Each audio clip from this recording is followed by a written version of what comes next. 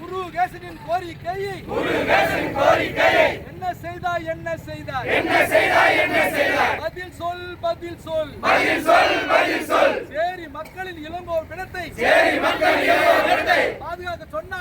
சொன்னால் முடியாதா சாதிக்கு கை கூலியாய் செயல்படுவாயா போலீசுக்கு எடுபடியாய் கலெக்டரே செயல்படாதே வேணாம் இளங்கோவன் உடல் எங்களுக்கு வேணாம் ஒப்படைக்கிறோம் சாதி நாரிய சமூகத்துக்கு சாதிவாதி கலெக்டருக்கு சாதிவாதி